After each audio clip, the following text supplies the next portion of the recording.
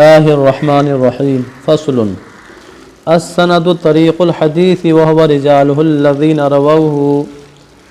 یاد رہے عزیز طلبہ، ایک ہوتی ہے حدیث کی سند اور ایک ہوتا ہے حدیث کا متن۔ کوئی بھی حدیث جب ہم پڑھتے ہیں تو شروع میں چند نام آتے ہیں، انہی راویوں کا جو سلسلہ ہے اس کو طریق الحدیث اور سند کہا جاتا ہے، اور اس کے بعد جو شروع ہوتا ہے، مثال کے طور پر قال رسول اللہ صلی اللہ علیہ وسلم طلب العلم فریضہ الی آخر الحدیث، تو اس کو متن کہا جاتا ہے۔ فرماتے ہیں سند کسے کہتے ہیں؟ طریق حدیث کو۔ وَهُوَ رِجَالُهُ الَّذِينَ رَوَوْهُ، اور وہ حدیث کے وہ رجال ہیں جنہوں نے حدیث کو روایت کیا ہے، نقل کیا ہے۔ وَالْإِسْنَادُ بِمَعْنَاهُ، اور اسناد سند ہی کے معنی میں ہے۔ وقد یجیء بمعنی ذکر السند والحکایت عن طریق المتن، اور کبھی اسناد جو ہے سند کو ذکر کرنے اور طریق متن کو حکایت کرنے کے معنی میں بھی آتا ہے، کیونکہ اسناد باب فعل کا مصدر ہے، اس کا معنی ہی آتا ہے سند کو بیان کرنا۔ والمتن من انتہى الیہ الاسناد، اور متن وہ ہے جس کی طرف سند منتہی ہو، سند جہاں منتہی ہو جائے تو وہ متن کہلاتا ہے۔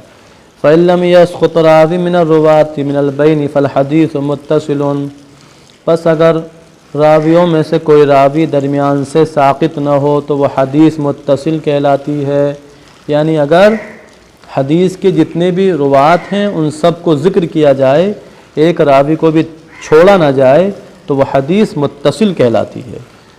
وَيُسَمَّى عَدَمُ السُّقُوطِ اتصالاً، اور اس عدم سقوط کا نام اتصال رکھا جاتا ہے۔ وَإِن سَقَطَ وَاحِدٌ أَوْ أَكْثَرُ فَالْحَدِيثُ مُنْقَطِعٌ، اور اگر ایک راوی ساقط ہو جائے یا زیادہ تو حدیث منقطع کہلاتی ہے۔ تو اگر سارے راویوں کو ذکر کر دیا جائے حدیث پاک کے، پھر حدیث کو ذکر کیا جائے تو پھر یہ حدیث متصل کہلاتی ہے، اور اگر ایک یا زیادہ راوی کو چھوڑ دیا جائے تو یہ حدیث منقطع کہلاتی ہے۔ وَهَذَا السُّقُوطُ انقطاع، اور یہ سقوط یعنی راوی کو ساقط کرنا یہ انقطاع کہلاتا ہے۔ وَالسُّقُوطُ إِمَّا أَن يَكُونَ مِنْ أَوَّلِ السَّنَدِ، اور سقوط یا تو اول سند سے ہوگا، یعنی کسی راوی کو جو ساقط کیا جا رہا ہے یا تو اول سند ہی سے، سند کے شروع حصے ہی سے جو ہے راوی کو ساقط کر دیا جائے گا۔ اگر ایسا ہے تو فرماتے ہیں وَيُسَمَّى مُعَلَّقًا، اگر اول سند سے راوی کا سقوط ہوا ہے تو اس حدیث کو معلق کہا جاتا ہے۔ وَهَذَا الْإِسْقَاطُ تَعْلِيقًا، اور اس اسقاط کو یعنی اول سند سے راوی کے ساقط کرنے کو تعلیق کہا جاتا ہے۔ وَالسَّاقِطُ قَدْ يَكُونُ وَاحِدًا وَقَدْ يَكُونُ أَكْثَرَ، اور ساقط کبھی تو ایک ہوتا ہے اور کبھی زیادہ۔ وَقَدْ يُحْذَفُ تَمَامُ السَّنَدِ كَمَا هُوَ عَادَةُ الْمُصَنِّفِينَ يَقُولُونَ قَالَ رَسُولُ اللَّهِ صلی اللہ علیہ وسلم، اور کبھی تو پوری سند ہی کو حذف کر دیا جاتا ہے، جیسے کہ حضرات مصنفین کی عادت ہے کہ وہ کہتے ہیں قال رسول اللہ صلی اللہ علیہ وسلم، پوری سند ہی کو حذف کر دیتے ہیں۔ والتعلیقات کثیرۃ فی تراجم صحیح البخاری، اور تعلیقات یہ صحیح بخاری شریف کے تراجم میں بہت ہیں۔ بخاری شریف پڑھیں گے آپ تو انشاءاللہ تعالی وہاں دیکھیں گے کہ جہاں بخاری شریف میں ترجمۃ الباب قائم کیا گیا ہے وہیں بغیر سند کے حدیث کو ذکر کیا گیا ہے۔ تو فرماتے ہیں تعلیقات جو ہیں وہ صحیح بخاری کے تراجم میں کثیر ہیں۔ تراجم یہ ترجمہ کی جمع ہے۔ ترجمہ کا معنی ایک تو آتا ہے سوانح، لیکن یہاں سوانح مراد نہیں ہے، بلکہ یہاں ترجمے سے مراد ابواب کا بیان اور ان کی تفسیر و تشریح مراد ہے۔ وَلَهَا حُكْمُ الْاِتِّصَالِ، بخاری شریف کے جو تعلیقات ہیں ان کے بارے میں فرماتے ہیں ان کے لیے اتصال کا حکم ہے، یعنی بخاری شریف میں جن احادیث کو بغیر سند کے ذکر کیا گیا ہے، جو تعلیقات ہیں وہ حدیث متصل کہلائیں گی یا منقطع، تو فرماتے ہیں ان کے لیے اتصال ہی کا حکم ہے، یعنی حکماً وہ متصل ہی ہیں۔ کیوں؟ لِأَنَّهُ التزم فی هذا الکتاب اللہ یأتی الا بالصحیح، اس لیے کہ امام بخاری رضی اللہ تعالیٰ عنہ نے اس کتاب بخاری شریف میں اس بات کا التزام کیا ہے کہ وہ صحیح احادیث ہی لائیں گے۔ انہوں نے اس بات کا التزام کیا کہ وہ صحیح احادیث ہی کو اپنی کتاب بخاری شریف میں جگہ دیں گے۔ وَلَكِنَّهَا لَيْسَتْ فِي مَرْتَبَةِ مَسَانِيدِهِ، لیکن یہ تعلیقات جو ہیں امام بخاری رضی اللہ عنہ کی بخاری شریف کی جو مسانید ہیں ان کے مرتبے میں نہیں ہوں گی۔ مسند کی جمع مسانید ہے، حدیث مسند اس کو کہا جاتا ہے جس کی سند کو بیان کیا گیا ہو، تو وہ احادیث جو مسانید ہیں البتہ یہ تعلیقات ان کے درجے میں نہیں ہوں گی۔ الا ما ذکر منہا مسندن فی موضع آخر من کتابہ، مگر وہ تعلیقات کہ جن کو ذکر کیا ہے بطور مسند اپنی کتاب میں کسی دوسری جگہ میں، یعنی اگر امام بخاری رضی اللہ تعالیٰ عنہ نے مسند بطور مسند یعنی اسی تعلیق کو بخاری شریف میں دوسری جگہ سند کے ساتھ میں ذکر کر دیا ہے تو پھر وہ تعلیق بھی حدیث مسند ہی کے درجے میں ہو جائے گی۔ وقد يفرق فيها بأن ما ذكر بصيغة الجزم والمعلوم كقوله قال فلان او ذكر فلان، اور کبھی فرق کیا جاتا ہے ان تعلیقات کے مابین اس طور پر کہ بے شک وہ تعلیقات جن کو امام بخاری رضی اللہ تعالیٰ عنہ نے صیغہ جزم اور صیغہ معلوم یعنی صیغہ معروف کے ساتھ ذکر کیا ہے، كقوله جیسے ان کا کہنا قال فلان او ذکر فلان، اگر صیغہ معروف و معلوم کے ساتھ ذکر کیا کسی تعلیق کو تو فرماتے ہیں دل علی ثبوت اسنادہ عندہ وہو صحیح قطعا، تو یہ دلالت کرتا ہے اس بات پر کہ ان کے نزدیک اس تعلیق کی جو سند ہے، اس حدیث کی جو سند ہے وہ ثابت ہے، موجود ہے، لہذا یہ حدیث قطعا صحیح ہوگی، یقیناً صحیح ہوگی۔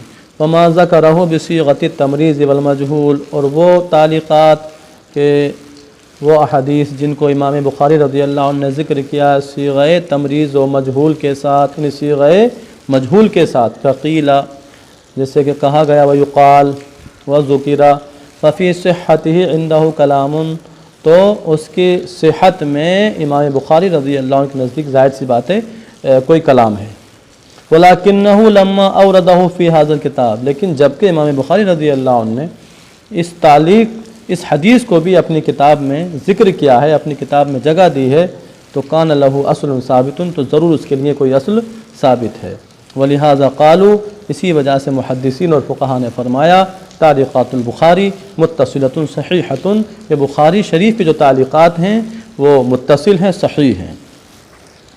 یہاں تک ذکر ہوا حدیث معلق کا کہ اگر سقوط راوی اول سند سے ہو تو اس کو معلق کہا جاتا ہے، وَإِنْ كَانَ السُّقُوطُ مِنْ آخِرِ السَّنَدِ، اور اگر راوی کا سقوط آخر سند سے ہو، فَإِنْ كَانَ بَعْدَ التَّابِعِي فَالْحَدِيثُ مُرْسَلٌ، پس اگر یہ سقوط تابعی کے بعد ہو، ظاہر سی بات ہے تابعی کے بعد کون راوی آئیں گے؟ صحابی، یعنی تابعی کے بعد جو صحابی آ رہے ہیں ان کو ساقط کر دیا جائے تو یہ حدیث مرسل کہلاتی ہے۔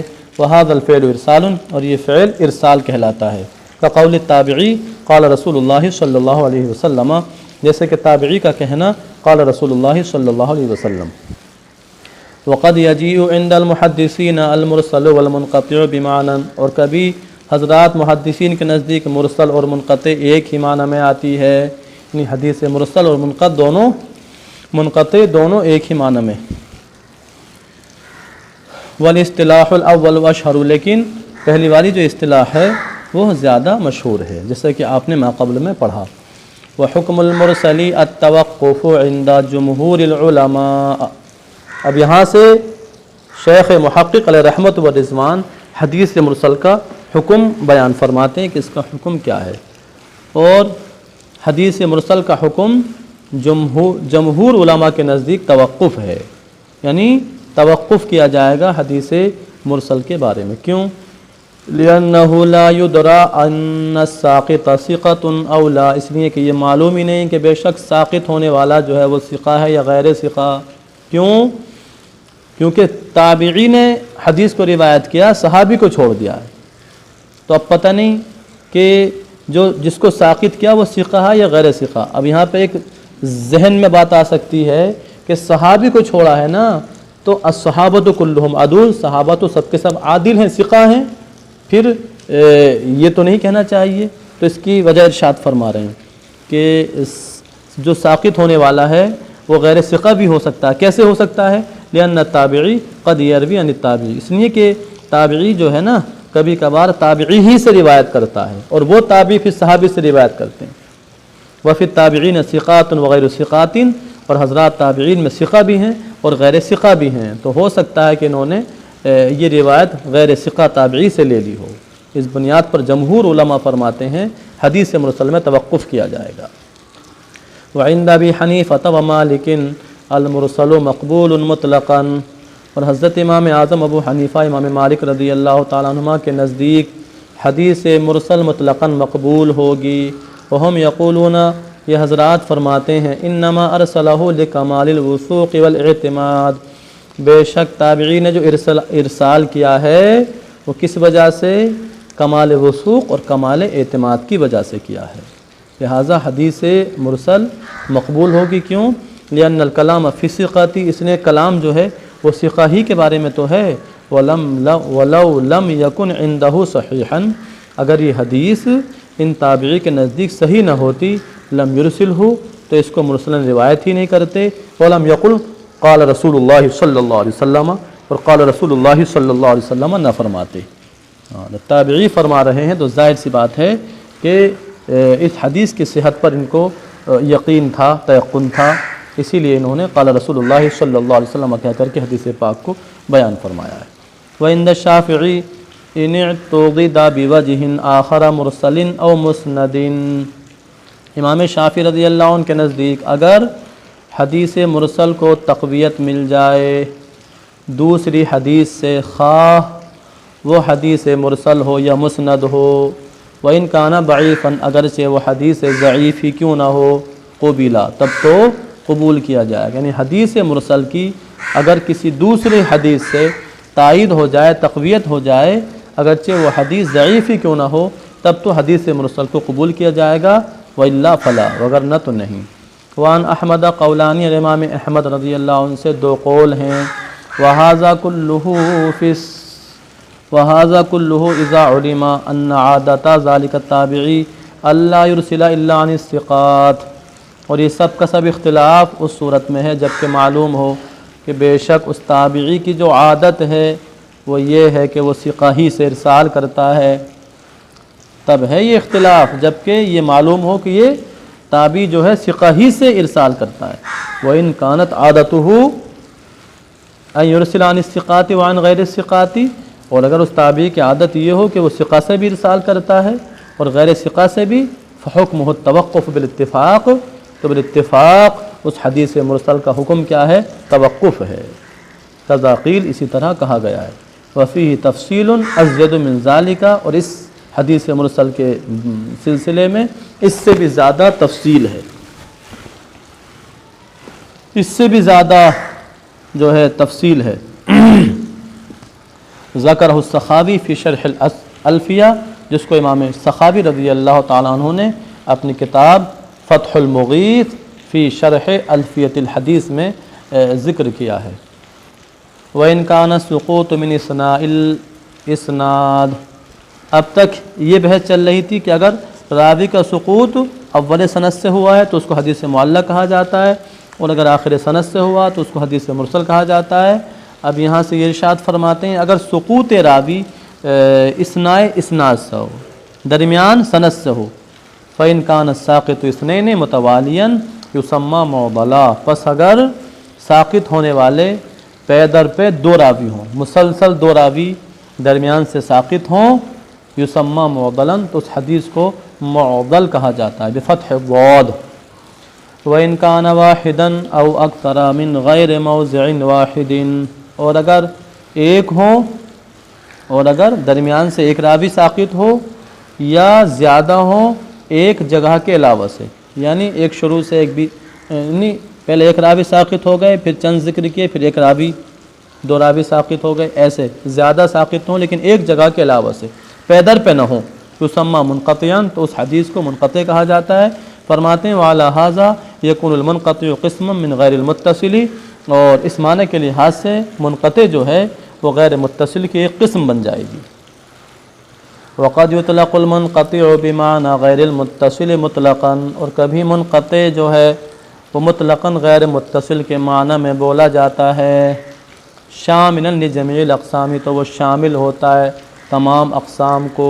وبهذا المعنى یجعل مقسما، اسی وجہ سے منقطع کو مقسم قرار دیا جائے گا۔ تو یہ کیا ہو جائے گا؟ منقطع مقسم قرار دیا جائے گا، اور باقی یہ مرسل، معلق اور معضل یہ سب اس کی اقسام کہلائیں گی۔ خیر، وَيُعْرَفُ الْانْقِطَاعُ وَسُقُوطُ الرَّاوِي بِمَعْرِفَةِ عَدَمِ الْمُلَاقَاةِ بَيْنَ الرَّاوِي وَالْمَرْوِي عَنْهُ۔ اب یہاں سے اس بات کو ذکر فرماتے ہیں کہ یہ انقطاع کا علم کیسے ہوگا، یا کوئی راوی سند سے ساقط ہے، اول سند سے، درمیان سند سے، آخر سند سے، اس بات کا علم کیسے ہوگا، اس بات کو کیسے جانا اور پہچانا جائے گا؟ ذرا اس کو جلدی سماعت کریں۔ فرماتے ہیں اور انقطاع کو پہچانا جائے گا اور راوی کے ساقط ہونے کو پہچانا جائے گا کیسے؟ بمعرفت عدم الملاقات بین الراوی والمروی عنہ، راوی اور مروی عنہ، مروی عنہ جس سے راوی نے روایت کی ہے، راوی اور مروی عنہ کے درمیان عدم ملاقات کے پہچاننے سے۔ یعنی جب ہمیں یہ معلوم ہے کہ راوی اور مروی عنہ کے درمیان ملاقات ہوئی نہیں ہے، تو پھر سمجھ جائیے کہ یہاں پھر کیا انقطاع پایا جا رہا ہے، سقوط پایا جا رہا ہے۔ اب راوی اور مروی عنہ کے درمیان عدم ملاقات کا علم کیسے ہوگا، اس کے بارے میں ارشاد فرماتے ہیں اما بعدم المعاصرۃ، یا تو ہم عصر نہ ہونے کی وجہ سے، یعنی راوی مروی عنہ کا زمانہ ایک ہے ہی نہیں، بلکہ مروی عنہ کے انتقال کے بعد میں راوی کی پیدائش ہے، او عدم الاجتماعی، یا دونوں کے ایک جگہ جمع نہ ہونے کی وجہ سے، کبھی بھی ایک جگہ دونوں جمع ہی نہ ہوئے، ایسی نوبت ہی نہیں آئی، والاجازتی عنہ، یا راوی کے مروی عنہ سے اجازت کے نہ ہونے کی وجہ سے کیا ہوگی؟ عدم ملاقات کی معرفت ہوگی۔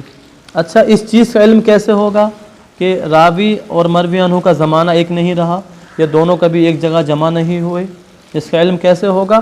فرماتے ہیں بحکم علم التاریخ، اس کا علم تاریخ کے حکم سے ہوگا، المبین لموالید الرواۃ و وفیاتہم، وہ علم تاریخ جو راویوں کی سن ولادت اور سن وفات کو کھلم کھلا بیان کرنے والی ہے، وتعیین اوقات طلبہم وارتحالہم، اور علم تاریخ جو ہے وہ راویوں کے طلب علم کے اوقات کی تعیین اور ان کے سفر کی اوقات کی تعیین کو بھی بتاتی ہے۔ وبہذا صار علم التاریخ اصلا وعمدتا عند المحدثین، اسی سبب سے علم تاریخ حضرات محدثین کے نزدیک اصل و بنیاد اور عمدہ ہو گیا، یعنی علم تاریخ ہی کے ذریعے سے ہمیں یہ ساری معرفت ہوگی کہ راوی اور مروی عنہ کے درمیان ملاقات ثابت ہے یا نہیں، دونوں کا زمانہ ایک رہا یا نہیں، پھر اسی علم کی بنیاد پر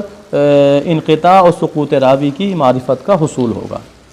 لہٰذا علم تاریخ یہ اصل و بنیاد بن گیا حضرات محدثین کے نزدیک۔ ومن اقسام المنقطع المدلس، اور منقطع کی اقسام میں سے ایک قسم کیا ہے؟ مدلس ہے، بضم المیم و فتح اللام المشددہ، میم کے ضمے کے ساتھ اور لام المشددہ کے فتح کے ساتھ مدلس۔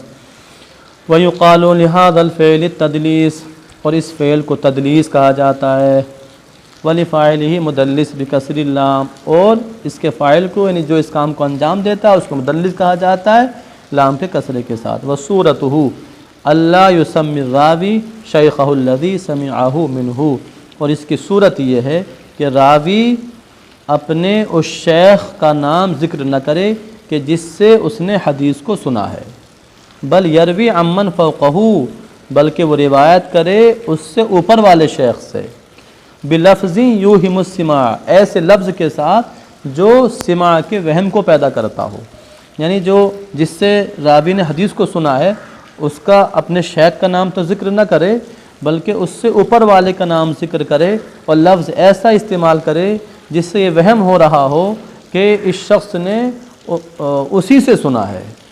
ولا یقطع کذبا، اے ولا یعتمد کذبا، اور وہ کذب اور جھوٹ کا قصد بھی نہ کرے. کما یقول عن فلان وقال فلان، جیسے کہ کہے عن فلان وقال فلان، فلاں سے ہے اور فلاں نے کہا. والتدلیس فی اللغۃ کتمان عیب السلعۃ فی البیع. تدلیس کسے کہتے ہیں؟ فرماتے ہیں تدلیس لغت میں اس کا معنی آتا ہے کتمان عیب السلعۃ فی البیع، بیع میں. تو یاد رہے لغوی اور اصطلاحی معنی دونوں میں مناسبت پائی جا رہی ہے. لغوی معنی کیا ہے؟ بیع میں سامان عیب کو چھپانا، یعنی بائع کیا ہے؟ سامان تجارت کے عیب کو چھپاتا ہے، اور یہی کام مدلس بھی کرتا ہے. وہ کیا کرتا ہے؟ جس شیخ سے حدیث کو سنا اس کا ذکر نہیں کرتا بلکہ اس سے اوپر والے کا ذکر کرتا ہے. تو گویا کہ حدیث مدلس میں جو عیب ہے اس مدلس کیا کرتا ہے؟ اس کو چھپاتا ہے. یہ دونوں معنی کے درمیان مناسبت ہو گئی. وقد یقال انہ مشتق من الدلس، اور کبھی کہا جاتا ہے کہ بے شک یہ جو ہے تدلیس مشتق ہے کس سے؟ دلس سے. اور دلس کا معنی کیا ہے؟ وہ ہوا اختلاط الظلام واشتدادہ، اور وہ ظلام یعنی تاریکی کا اختلاط ہے اور اس کا بڑھ جانا ہے. یعنی تاریکی کا جو ہے تاریکی کا پھیلنا ہے، اور اشتداد اور تاریکی کا چھا جانا ہے. سمیہ بھی، اب حدیث کو مدلس کہا گیا، وجہ لاشتراکہما فی الخفا، دونوں کے خفا میں مشترک ہونے کی وجہ سے. ظاہر سی بات ہے جب اندھیرا چھا جائے گا تو کسی شے کی حقیقت معلوم نہیں پڑے گی. اسی طرح سے جب حدیث میں تدلیس کی جائے گی تو پھر اصل شیخ کیا ہے اس کا پتہ نہیں چل پائے گا. تو یہ دونوں کے درمیان میں خفا ہونے میں مشارکت پائی گئی. خیر، قال الشیخ، حضرت علامہ شیخ ابن حجر عسقلانی رضی اللہ عنہ نے فرمایا وحکم من ثبت عنہ التدلیس انہ لا يقبل منہ الا اذا صرح بالتحدیث. فرماتے ہیں اس شخص کا حکم کہ جس سے تدلیس ثابت ہو یہ ہے کہ اس کی حدیث کو قبول نہیں کیا جائے گا مگر اس وقت جب کہ وہ صراحت کر دے بالتحدیثی، حدیث کے سننے کی، حدیث کے بیان کرنے کی. جب کہ وہ پوری صراحت کر دے حدیث کے سننے کی، میں نے فلاں سے سنی ہے، تب تک اس کی حدیث کو قبول نہیں کیا جائے گا. قال الشمنی التدلیس حرام، یہ امام شمنی ہیں. شمنہ ایک جگہ کا نام ہے، اسی کی نسبت سے شمنی کہلاتے ہیں. ان کا اصل نام ہے شیخ تقی الدین ابو العباس احمد بن محمد رحمہ اللہ تعالی. ان کی تاریخ وصال سنہ ہجری 872 ہے. امام شمنی رضی اللہ عنہ نے فرمایا تدلیس حرام ہے حضرات ائمہ کرام کے نزدیک. روی عن وکیع انہ قال، حضرت وکیع ابن جراح جو تابعی ہیں ان سے روایت ہے، ان سے مروی ہے کہ بے شک انہوں نے فرمایا لا یحل تدلیس الثوب فکیف بتدلیس الحدیث، کہ تدلیس ثوب ہی حلال نہیں ہے تو تدلیس حدیث کیسے حلال ہوگی. یعنی کپڑے کے عیب کو چھپانا ہی جائز نہیں ہے تو پھر حدیث میں کوئی عیب ہے تو اس کو چھپانے کی اجازت کیسے ہوگی. وبالغ شعبۃ فی ذمہ، اور امام شعبہ جو امیر المومنین فی الحدیث ہیں انہوں نے تدلیس اور مدلس کی مذمت میں مبالغہ کیا ہے، انہوں نے خوب مذمت کی ہے. وقد اختلف العلماء فی قبول روایت المدلس، اور حضرات علماء کرام کا اختلاف ہے مدلس کی روایت کے قبول کرنے کے باب میں. فذهب فریق من اہل الحدیث والفقہ الی ان التدلیس جرح، تو حضرات محدثین اور حضرات فقہاء کرام کا ایک گروہ اس طرف گیا ہے کہ تدلیس جو ہے وہ عیب ہے. محدثین اور فقہاء کی ایک جماعت کا مذہب یہ ہے کہ تدلیس عیب ہے. وَأَنَّ مَنْ عُرِفَ بِهِ لَا يُقْبَلُ حَدِيثُهُ مُطْلَقًا، اور بے شک وہ شخص کہ جس کے بارے میں یہ مشہور و معروف ہو کہ تدلیس کا کام انجام دیتا ہے تو مطلقاً اس کی حدیث کو قبول نہیں کیا جائے گا. وَقِيلَ يُقْبَلُ، دوسرا مذہب یہ ہے کہ قبول کیا جائے گا. وَذَهَبَ الْجُمْهُورُ إِلَى قُبُولِ تَدْلِيسِ مَنْ عُرِفَ أَنَّهُ لَا يُدَلِّسُ إِلَّا عَنْ ثِقَةٍ كَابْنِ عُيَيْنَةَ، اور جمہور کا مذہب یہ ہے کہ اس شخص کی حدیث مدلس کو تو قبول کیا جائے گا جس کے بارے میں معلوم ہے کہ وہ ثقہ ہی سے تدلیس کرتا ہے، جیسے کہ امام ابن عیینہ رضی اللہ تعالیٰ عنہ، وَإِلَىٰ رَدِّ مَنْ كَانَ يُدَلِّسُ عَنِ الضُّعَفَاءِ وَغَيْرِهِمْ، اور اس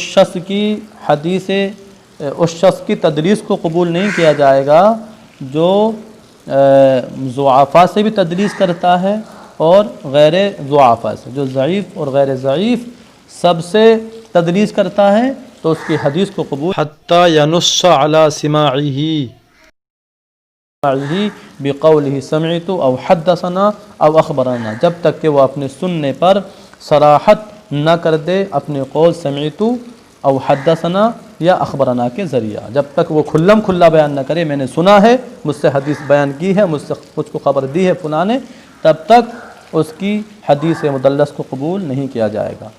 والباعث علی التدلیس، یہاں سے شیخ علیہ رحمہ بیان فرماتے ہیں کہ تدلیس کا باعث کیا ہے، یعنی تدلیس کو ابھارنے والی چیز کیا ہے، کس وجہ کے پیش نظر تدلیس کا کام جو ہے انجام دیا جاتا ہے۔ فرماتے ہیں والباعث علی التدلیس قد یکون لبعض الناس غرض فاسد، اور تدلیس کا باعث، تدلیس پر ابھارنے والا،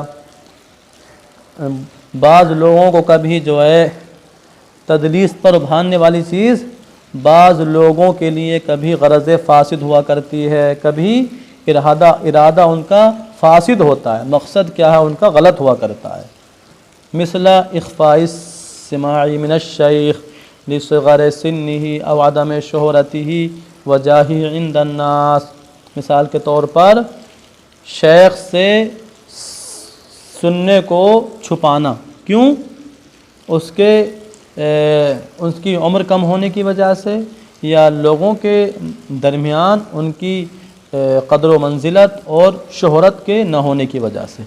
کبھی کبھار کیا ہوتا ہے، راوی نے جس شیخ سے حدیث کو سنا ہے وہ کم عمر ہے، تو اب وہ اپنے شیخ کا نام نہ ذکر کر کے اوپر والوں کا ذکر کرتا ہے تاکہ لوگ ان کے بارے میں یہ نہ کہنے لگیں کہ یہ تو اصاغر سے روایت کرنے والا ہے۔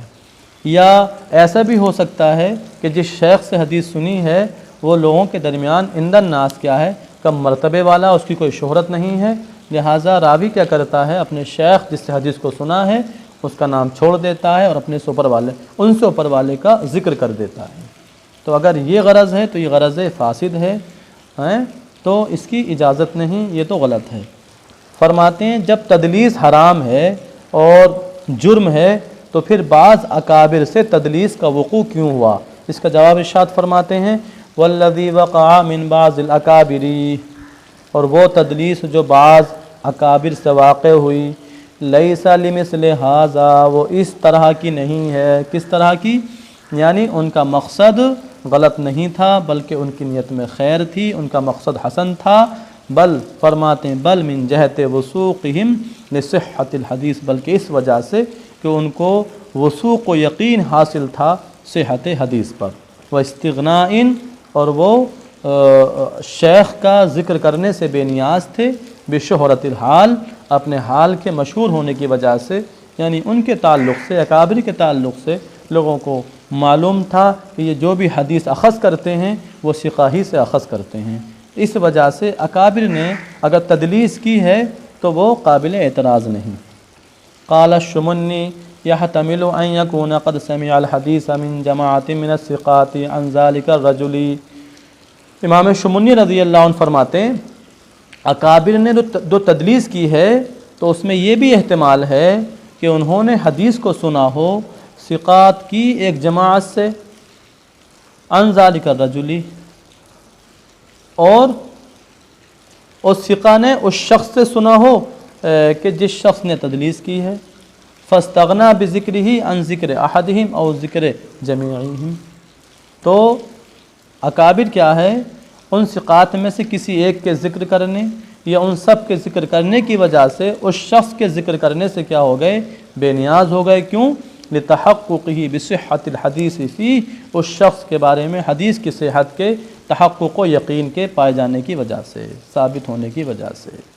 اس لیے کیا ہے، یہ بھی احتمال ہے کہ بزرگوں نے جو ہے اس سبب سے تدلیس کی ہے، لہٰذا ان کی تدلیس قابل اعتراض نہیں، کما یفعل المرسل، جیسے کہ مرسل کرتا ہے۔ مرسل کیا کرتا ہے؟ صحابی کا نام چھوڑ دیتا ہے۔ تو جو مرسل ثقہ ہی سے روایت کرتا ہے تو اس کی حدیث جو مرسل ہے وہ قابل قبول ہوتی ہے، اسی لہٰذا اکابر نے جو تدلیس کی ہے وہ بھی قابل قبول ہوگی، اس میں کوئی عیب کی بات نہیں ہے۔ وَإِنْ وَقَعَ فِي إِسْنَادٍ أَوْ مَتْنٍ اخْتِلَافٌ مِنَ الرُّوَاةِ، اور اگر سند یا متن میں راویوں کا اختلاف ہو جائے، اگر اسناد یا متن میں روات کا اختلاف واقع ہو جائے بتقدیم و تاخیر، تقدیم و تاخیر کی وجہ سے، یا تو سند میں ہو جائے تقدیم و تاخیر یا متن میں تقدیم و تاخیر ہو جائے، او زیادت و نقصان یا کمی بیشی کی وجہ سے، او ابدال راوین مکان راوین آخرہ، یا کسی راوی کی جگہ دوسرے راوی کو ذکر کرنے کی وجہ سے، او متن مکان متن، یا ایک متن کو دوسرے متن کی جگہ رکھنے کی وجہ سے، او تصحیف فی اسماء السند او اجزاء المتن، یا سند کے اسماء میں یا متن کے اجزاء میں غلطی ہونے کی وجہ سے، او باختصار او حذف او مثل ذالک، یا اختصار یا حذف کی وجہ سے، یا اسی کے مثل کسی اور وجہ سے اگر روات کے درمیان اختلاف پیدا ہو جائے، فالحدیث مضطرب، تو یہ حدیث مضطرب کہلاتی ہے۔ فإن امکن الجمع، پس اگر جمع و تطبیق کی صورت ممکن ہو، فبہا، تب تو حدیث مضطرب کو قبول کیا جائے گا، کوئی بات نہیں ہے۔ وإلا فالتوقف، اور اگر جمع و تطبیق کی صورت نہ نکلنے پائے تو مضطرب حدیث کے سلسلے میں توقف کیا جائے گا۔ وإن ادرج الراوی کلامہ او کلام غیرہ من صحابی او تابعی مثلا لغرض من الاغراض كبیان اللغۃ او تفسیر للمعنی او تقیید للمطلق او نحو ذلك فالحدیث مدرج، اور اگر راوی نے اپنے کلام کو داخل کر دیا یا کسی دوسرے کے کلام کو داخل کر دیا، دوسرے سے مراد صحابی یا تابعی وغیرہ کے، مثال کے طور پر کسی مقصد کو بیان کرنے کی خاطر، جیسے کہ لغت کو بیان کرنا یا کسی معنی کی تفسیر بیان کرنا یا مطلق کی تقیید بیان کرنا، او نحو ذالک، یہ اسی کہ جیسے کسی مقصد کے تحت اپنا یا غیر صحابی تابعی وغیرہ کا کلام حدیث پاک میں داخل کر دیا، فالحدیث مدرج، تو یہ